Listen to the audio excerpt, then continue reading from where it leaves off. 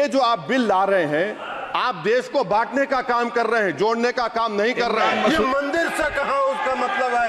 कोई धर्म के नाम पर बंटवारा नहीं हो रहा है। ये भ्रम फैलाना चाहते हैं भाजपा अपने हताश, निराश, आप तो इस कानून चंद कट्टर समर्थकों के तुष्टीकरण के लिए ये बिल लाने का काम कर रही है।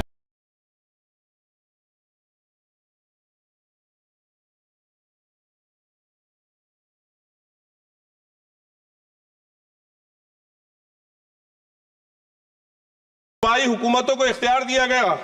सर, हिंदू एंडोमेंट में जो कर्नाटका और तमिलनाडु में है, वहां कोई मुस्लिम नहीं हो सकता। और 26 में आर्टिकल 26 का वायोलेशन है। 4 धाम में ये लिखा हुआ वाज़े तौर पर कि सिर्फ हिंदू होगा। बिहार, उड़ीसा में भी यही लिखा हुआ है। पंजाब, हरियाणा में गुरुद्वारा प्रबंधक कमेटी में सिर्फ सिख होगा ओनली, और ये उनका अधिकार है जिसको माना गया है। लेकिन मुस्लिम के साथ में यह अन्याय क्यों है? और सुन लीजिए सर, मैं आपकी तवज्जो के चाहता हूं, दुनिया का सबसे पहला वक़फ़ खाने काबा मक्के में है। क्या हम उसके ऊपर भी सवाल उठाएंगे कि वहां पर भी हमारा कोई हिंदू भाई हो?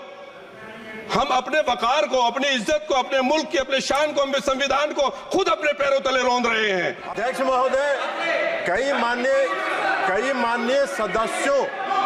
माननीय सदस्यों की बात सुनने से ऐसा लग रहा है जैसे यह जो संशोधन लाया गया वक्फ बोर्ड के कानून में, यह मुसलमान विरोधी है। कहां से ये मुसलमान विरोधी है?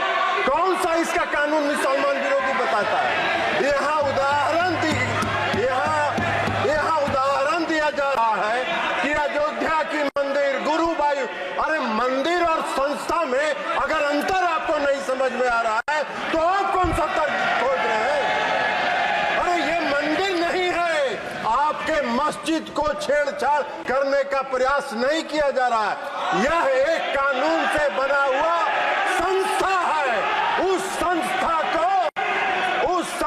को पारदर्शी बनाने के लिए कानून बनाया जा रहा है। Waqf properties sir are not public properties. By removing waqf by user, this government wants to take over dargah, masjid and waqf properties. Sir, take this example of 107. You have made it more difficult to be removed. Encroachment happens. Section 37 removes protection to waqf properties. Section 40 prejudicial amendments. And the government is, sir, खत्म कर, government बोल रही है, sir मैं खत्म कर रहा हूं सर, आधा मिनट। गवर्नमेंट कह रहे हैं कि हम महिलाओं को दे रहे हैं। मुझे यकीन है कि आप बिल्किस बानो को और ज़किया जाफरी को मेंबर बनाएंगे, मुझे यकीन है। मैं आपसे जानना चाह रहा हूं सर कि ये जो आप बिल ला रहे हैं, आप देश को बांटने का काम कर रहे हैं, जोड़ने का काम नहीं कर रहे हैं। आप दुश्मन हैं मुसलमानों के, उसका सबूत ये बिल है। Thank you sir. अभी हमारे माननीय सदस्य कह रहे थे कि मंदिर और मस्जिद के मसलों में फर्क नहीं कर पा रहे। मैं बताना चाहता हूं, वक्फ बोर्ड मस्जिदों का प्रबंधन करने का काम करता है और वक्फ बोर्ड के तहत ही मस्जिदें सारी की सारी आती हैं। और वक्फ बोर्ड की शक्तियों को आप खत्म कर करके डीएम राज ला करके उन तमाम प्रॉपर्टीज के ऊपर लगभग 8 लाख एकड़ प्रॉपर्टी पूरे देश के अंदर वक्फ बोर्ड के पास है। आप वक्फ बोर्ड की प्रॉपर्टियों को खुर्द-बुर्द कराने की जो साजिश लोग कर रहे हैं, उन साजिशों को बल देने का काम कर रहे हैं। ये बिल जो इंट्रोड्यूस हो रहा है, ये अध्यक्ष महोदय बहुत सोची समझी राजनीति के तहत हो रहा है। अध्यक्ष महोदय, जब लोकतांत्रिक तरीके से चुने जाने की पहले से प्रक्रिया है तो उसको नॉमिनेट क्यों किया जा रहा है? वहीं जहां अन्य धार्मिक जो मसले हैं, बॉडीज़ हैं, उनमें कोई गैर बरादरी का नहीं आता है। मान लीजिए वक्फ बोर्ड में गैर मुस्लिम को शामिल करने का औचित्य क्या बनता है?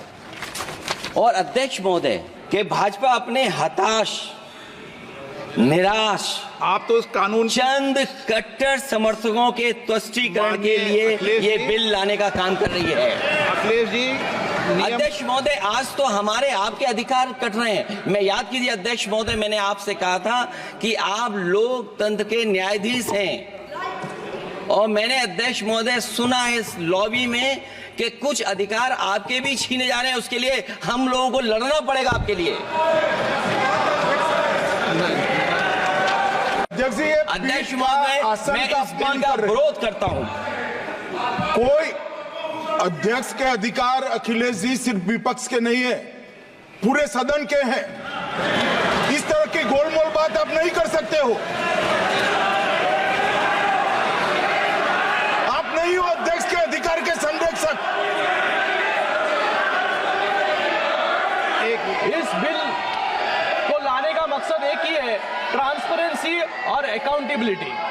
मुझे लगता है कि जिस तरीके से इन्होंने पूरे देश में संविधान के नाम पर भ्रम फैलाने का काम किया, फिर से आज इस बिल के नाम पर जो है भ्रम फैलाने का काम ये ऑपोजिशन पार्टीज यहाँ पर कर रहे हैं। यहाँ पर जो बहुत सभी लोग सेक्युलरिज्म के बारे में बात कर रहे हैं यहाँ पर, मुझे लगता है कि मैं इनको याद दिलाना चाहूंगा कि इनकी जब भी सरकार थी तभी महाराष्ट्र के मंदिरों पर शिरडी हो, महालक्ष्मी हो, कोल्हापुर का महालक्ष्मी हो, तुळजापुर हो, वहां पर एडमिनिस्ट्रेटर बिठाने का काम भी इन्होंने किया था। कभी इनको पता नहीं, इनको याद नहीं आया, कभी इनको सेक्युलरिज्म याद नहीं आया, कभी इनको फेडरलिज्म याद नहीं आया। लेकिन आज इस देश में जब एक कानून से ये देश चलेगा तो अलग कानून की जरूरत यहाँ पर क्यों है? यहाँ पर जुडिशरी पे, यहाँ पर कोर्ट पर इनको विश्वास नहीं है। मैं यहाँ पर इन लोगों को यह भी याद दिलाना चाहूंगा, इस बिल में महिलाओं को, मुस्लिम महिलाओं का रिप्रेजेंटेशन भी यहाँ पर देने का काम सरकार ने। तो ट्रेलर है, पिक्चर बाकी है। माननीय मुख्यमंत्री जो देश की एकमात्र महिला मुख्यमंत्री भी है, उनका माइक बीच राह में ऑफ कर दिया गया था।